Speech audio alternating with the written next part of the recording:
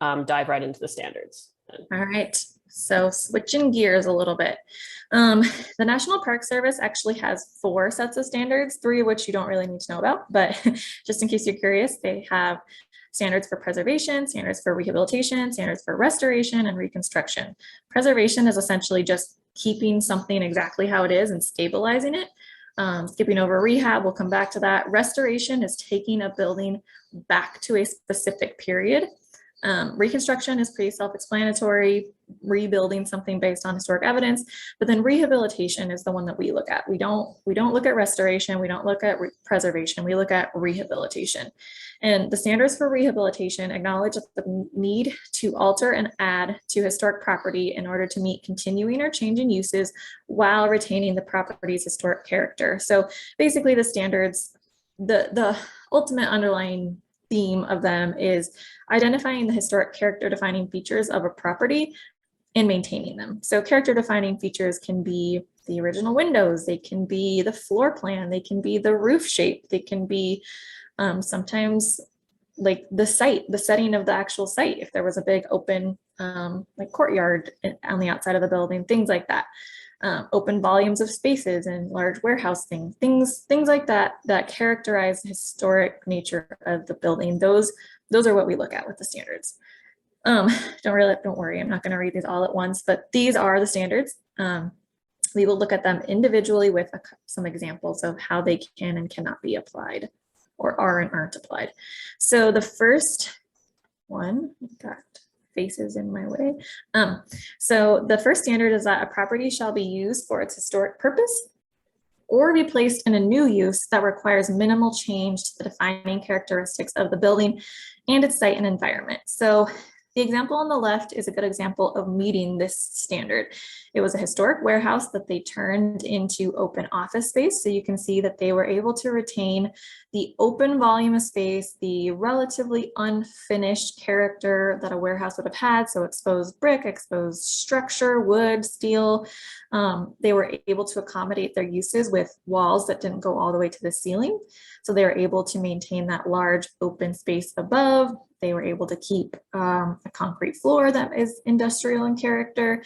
So that was a really good way to meet standard number 1. Whereas on the right, super cool project. I'm not going to say I wouldn't live in a historic church that was broken up into apartments, but the example on the right doesn't meet the standards. So this would have been a church, clearly, but the character of the church has been diminished because the open volume of the worship space has been chopped up into apartments, not only from side to side, but also vertically. So this would have been a open two-story space, most likely right here. And so the window was cut in half. The finishes of the church were removed. So historically, the church walls would have had plaster on them. They would never have been exposed brick like this, especially not such rough brick like you can see with the different kinds and the repairs that never would have been exposed historically. And so this really just changes the character of the space. And they may have been able to turn a church into apartments, but probably a lot fewer apartments that they ultimately did in order to meet the standards and retain that interior character at least. So standard number 2 is that the historic character of a property shall be retained and preserved. The removal of historic materials or alteration of features and spaces that characterize a property shall be avoided. So this is a before and an after example of how not to meet the standards. This is a historic office building in downtown Salt Lake City. I don't know that these before and after photos were taken in the exact same place, just for full transparency, but it would have been a similar situation in the after photograph if it had not been changed. So in the before photograph, you can see this highly finished office space. So there was plaster on the walls, there was wooden door and window casings, wainscoting, there's trim, and also the floor plan is broken up into offices as it would have been. There would have been a central corridor or some kind of a corridor design that was character defining, and then the offices would have been off of that corridor. But on the right-hand photo, you can see that historic character is completely changed. They removed the finishes from the walls, the floors, and the ceiling. So that finished space that would have been really important historically to an office in order to feel professional is gone. They have implemented more of an industrial, like unfinished space that would never have been in a historic office. They've opened up the structure so you can view that. You can see this new industrial like HVAC, ductwork. None of that would have been visible historically. They've also pretty much gotten rid of the floor plan. That historic character defining corridor that illustrated an office function is gone. I do think they keep the windows, so that's great. But really this just doesn't meet the standards in a number of ways.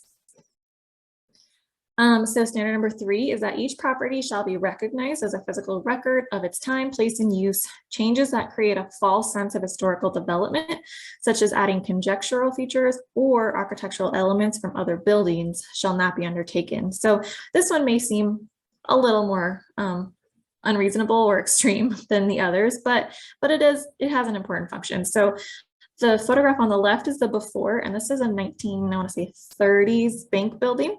And so what they did, although it was a very successful project, so no shame in that. But the reason that it didn't meet the standards is because they took these beautiful doors from, I believe it was somewhere back east from a building, like a school building that was several decades older than this building. So the era was different, the materials were different for the region. The style was something you wouldn't have seen in this building. It was from a totally different use of building. So it was essentially kind of creating a false sense of history by introducing this element to the building that would never have been there historically. So standard number 4, most properties change over time. Those changes that have acquired historic significance in their own right shall be retained and preserved. So this is a building in Brigham City. Most of you are probably familiar with. It's been a great preservation project over many decades.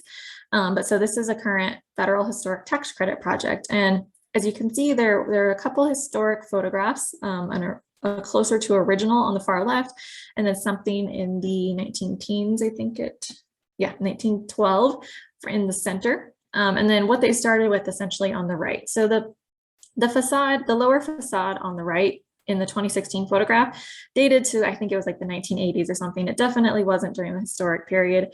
But when we first met with the owner, they wanted to reinstate something similar to the far left-hand photograph, which as an aside would have been structurally very difficult for some reasons, due to some changes that have been made, but they wanted to reinstate something like from the 1900 photo.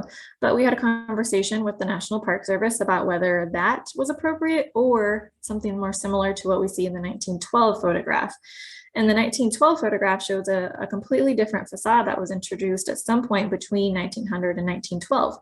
And because this building's period of significance goes up through 1929, it was determined that this middle facade had actually acquired enough of its own significance in order to warrant keeping it or recreating it essentially as part of the tax credit project. So the directive from the NPS was to do something similar to what you see in the middle photograph rather than the original photograph, because it had acquired significance over time. This is so standard number 5. Distinctive features, finishes, and construction techniques for examples of craftsmanship that characterize a historic property shall be preserved. Some of you who are familiar with Salt Lake may recognize this. This was one of the A&Z warehouse produce warehouses on the west side of Salt Lake City. There were several warehouses. This building, this portion of the complex, however, was built I want to say around 1930. So you can see it had a pretty, those of you familiar with architectural history, it had a pretty Art Deco, Art Moderne architectural style with that stucco, with the scoring, the horizontal scoring, but also the vertically oriented entrance with the tile work. And so the owner, not understanding and appreciating that this actually was very character defining to this specific historic building, took all the stucco off. They wanted to take it back to something that they felt was more historic, this exposed brickwork, which on the interior may have been appropriate, but on the exterior, this was actually there was a lot of thought behind this design. So they removed these features and finishes that really characterized the property, and therefore it didn't meet the standards. Standard number 6, deteriorated historic features shall be repaired rather than replaced, but where the severity of deterioration requires replacement of a distinctive feature, the new shall match the old in design, color, texture, and other qualities. And then also if a feature is just missing in general, there needs to be some kind of evidence in order to substantiate putting a new product back in. So we see this one a lot with windows. Windows are extremely character defining features and they honestly get a bad rep. A lot of people think you need to replace them when oftentimes you can repair them. And there are people that we can direct you to that do those repairs. And if you repair a wood window, you can usually repair it indefinitely. They've been around for 100 years already with some basic maintenance and ongoing maintenance and repairs.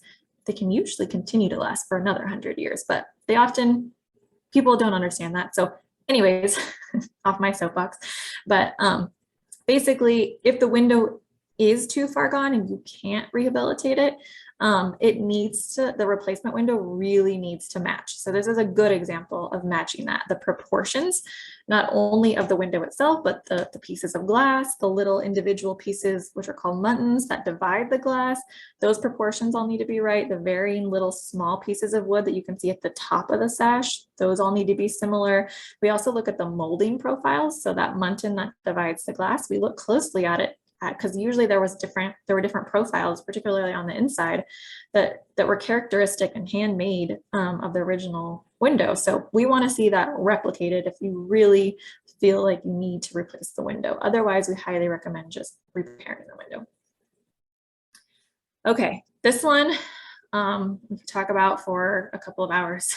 But so chemical or physical treatment such as sandblasting that cause damage to historic materials shall not be used.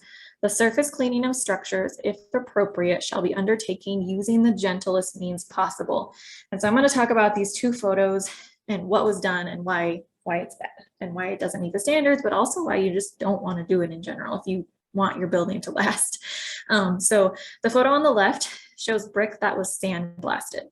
So people often mistakenly want to clean or remove paint from their brick building by sandblasting.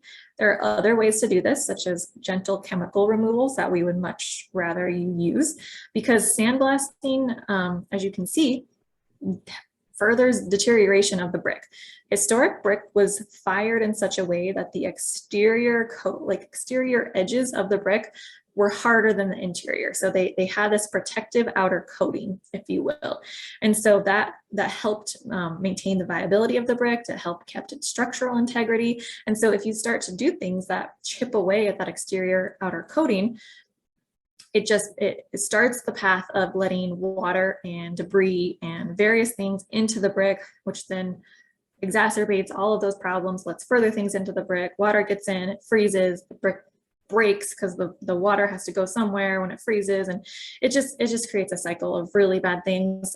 So sandblasting, even most sandblasting, there's really not any that we would recommend, although sandblasting companies would have you believe otherwise most of the time, but it's abrasive. Any kind of abrasive blasting will chip away, even if you can't see it initially, it will chip away at this outer protective coating of the brick, and the process will just go downhill from there.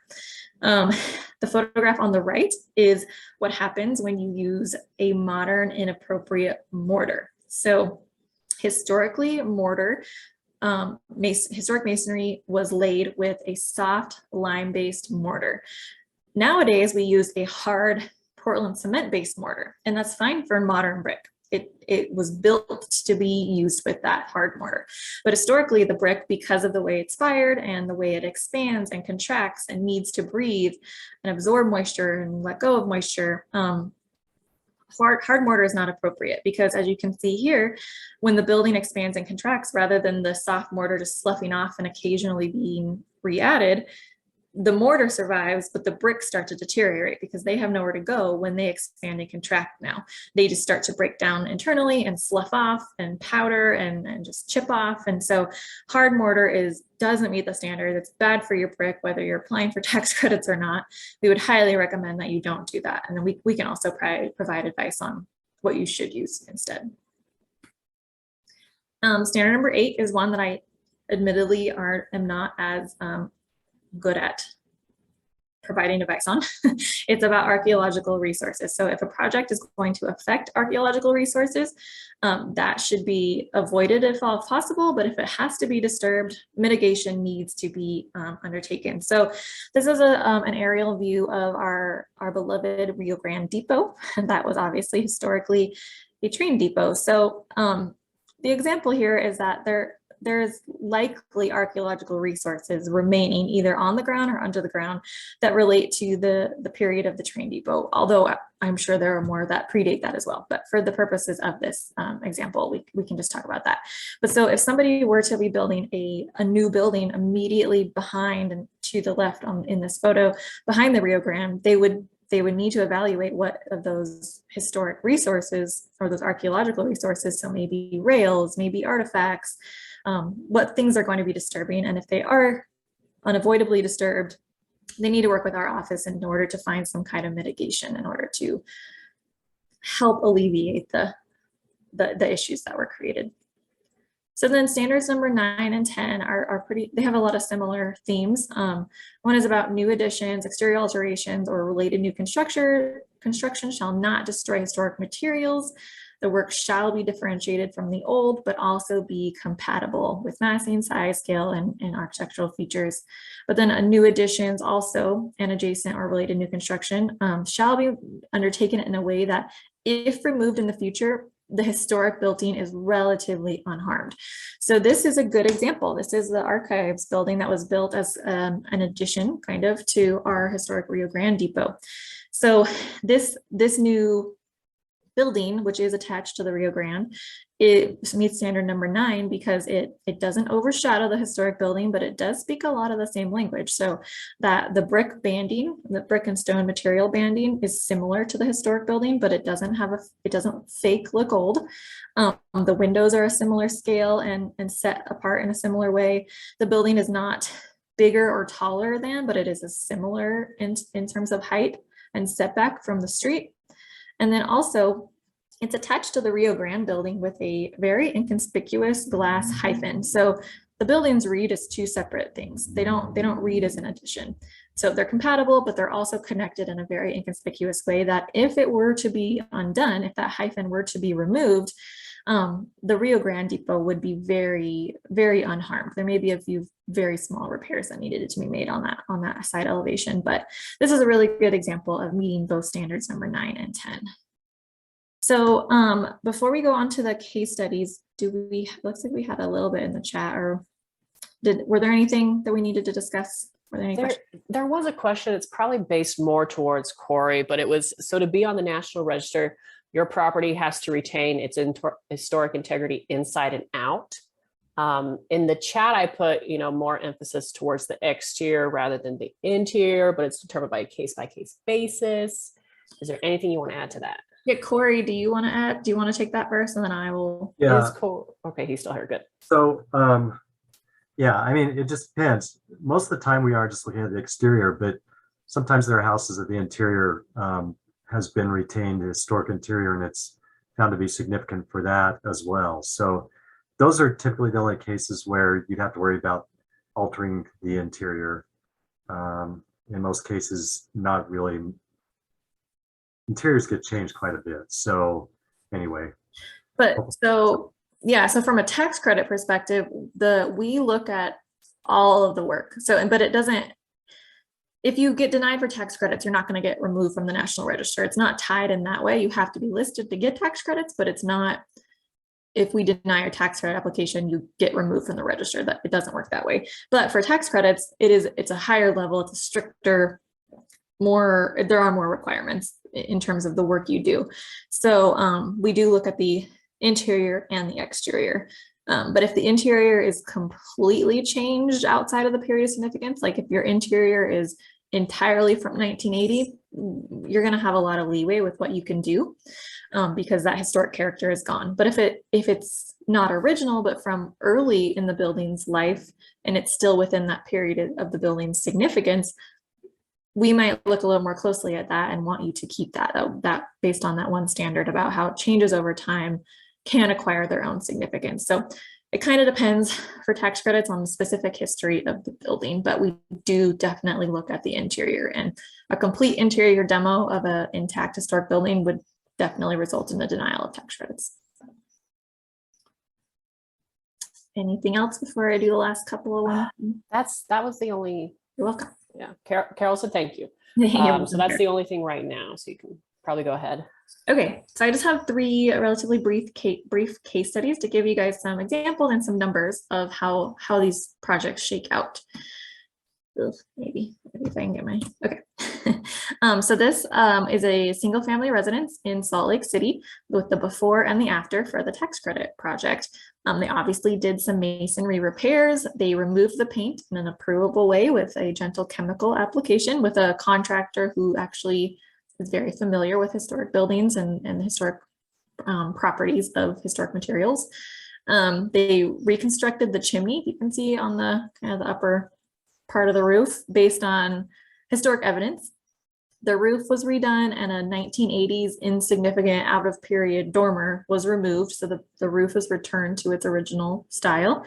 And then I didn't want to throw in the fact that solar panels were also installed in a way that was approvable, and the costs probably weren't eligible. They probably weren't considered qualified expenses, but the work still had to meet the standards. So you can barely see them in the after photograph on the right-hand side. They were very inconspicuously added. They're flush mounted to the roof. They're on a side elevation, and you pretty much wouldn't notice that they're there if you were, unless you were right directly next to the building on that side. This project cost about $65,000, and because it was just a state application, they did receive about $13,000 in state income tax credits. We don't have to go through all of these, but these are the standards that we look specifically at for this project. It was easy to meet standard number 1 because it was historically a house and it was continued use as a house. Standard number 7, they removed the paint in a way that was not damaging to the bricks, so that was great. And then I also mentioned standard number 10 just because solar panels were added, but in a way that did not hurt the building or take away from its character. Residential rental. So this is probably the most popular way. Well, it's definitely the most popular way that we have people use both the state and federal credits. It's definitely the highest dollar amount of projects that we see. There are a lot of historic apartment buildings in Salt Lake and in Ogden, and then sprinkled throughout the state, but primarily in Salt Lake and Ogden. So these buildings are a really good fit for the tax credit projects because they don't require a lot of change due to the fact that they were historically apartments and they are continuing as apartments. So HVAC, finishes, new paint, things like that, repairing windows, things like that are typical, but they're usually pretty easy projects in order to meet the standards. And we have a lot of this building stock available to continue doing projects like this. We're going to look at a residential rental situation that wasn't quite the same as a historic apartment building, but it was similar. So you guys are probably familiar with Amanda Knight Hall and all of the things that happened with that building over the last few years, where it was threatened to be demolished, and then their Preservation Utah and the city got involved. And anyways, the building was purchased by a developer and it was turned back into women's housing. So historically it was a dorm, it turned into offices, and then it was abandoned, but it is now back being used essentially as its original purpose as female rental housing for BYU. And so their project cost about $3.2 million. And because they received both state and federal, their estimated tax credit return was $1.3 million. So a pretty good return on investment for a project that will get to keep serving the community for many years to come. So some of the specific issues that this project dealt with are listed here, and we'll look at them a little bit more closely. So Amanda Knight Hall on all 3 levels had this very central character defining corridor as a dormitory would. There would have been a corridor with rooms off of the side. And so that corridor was deemed to be really important, but BYU's housing policies made leaving that corridor open kind of difficult because they have policies that speak to, lines of sight if a member of the opposite sex happened to be in the building, things like that.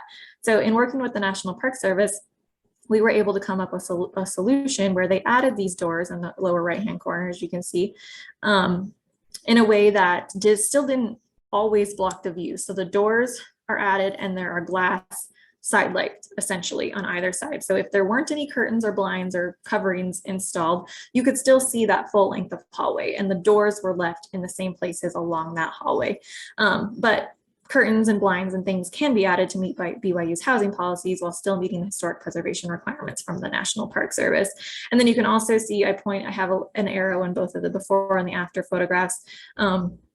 Keeping the door openings when they are these rhythmic matched on either side was also an important thing. So they didn't need the door where the arrow is pointing. So instead they drywalled over the interior portion of it, left the door intact on the corridor side. And so that visual continuity of the corridor character was kept intact, but the function was able to be modified on the interior side.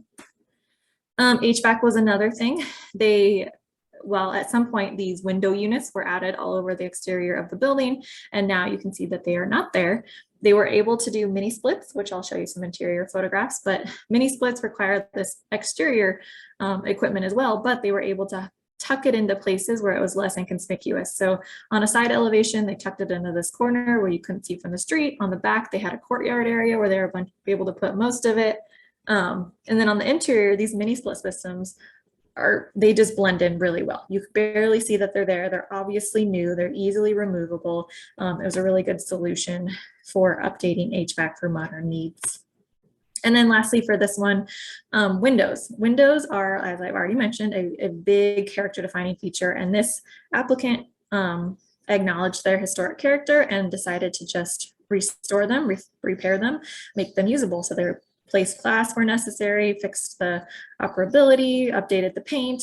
And so the character of these was really retained, and they just did a really nice job with this. I like to point out that in the window on the left-hand side, this something that you would lose if you were to replace these windows is that you can barely tell, but the four different sections of this window, the two outer ones have thicker pieces at the top, whereas the two middle ones have thinner pieces at the top. And that's because some of these are operable and some of them are not. So if you were to just replace this with a whole new piece, you would lose that sense of how these windows operated. So we really appreciated that they were able to keep these. And then again, there were some interior features that they were able to keep or recreate in a few of the units, these cool closets with built-in drawers and the little platforms to put the shoes with the heel or the little lip. Anyways, they did a nice job keeping all these historic character defining features. We don't need to go through all these, but again, they did a good job of meeting these standards in a really holistic way. Lastly, we'll look at warehouses, or one warehouse in particular. These projects are typically federal. Occasionally, somebody will turn them into apartments, and that can be done in a way that is approvable. We recently saw one of those up in Logan, the board and loft apartments. But it's often a new use because typically you don't get someone pursuing federal tax credits for turning a warehouse into a warehouse. It just doesn't really happen. So the one that we're going to look at is this building on Pacific Avenue in Salt Lake City. It's by FFKR, if you're familiar with that location. It was built in 1951 for the post office. The project cost about $3.1 million, and they received around $630,000 in federal tax credits. So the coloring didn't actually change. It's just the lighting between these two, but you can see the before and the afters. Again, windows, these different proportions of the various pieces, the muntins and the mullions, indicate operability. So they were able to retain those and just restore their functionality. The interior was turned into open office space. So that historic character of the warehouse was really, really maintained with that large open volume of space, the industrial unfinished appearance with minimal finishes added where they really needed them. Some of the offices did need enclosed space, but they just didn't put those all the way to the ceiling. They used a lot of glass and wood and steel to maintain that industrial character. And then again, the use was compatible in that it allowed for the character to be maintained. The features were kept intact, or new features also, they kept that character intact. One last slide. These are some good resources for how to meet the preservation requirements, but also just if you're working on historic buildings in general. The third link down, preservation by topic, is my absolute favorite one to send people to. It's an alphabetized list of everything you could possibly need to know about what you should do with your historic buildings specific features. Like if you go to W, you can click on windows and there's a plethora of resources on how to fix them, how to decide how to replace them, how to insulate them, how to increase their thermal performance, things like that. So that's my favorite link out of all these, preservation by topic, but then also some links to our pages as well. All right, and there's my contact info. So do we have any other questions?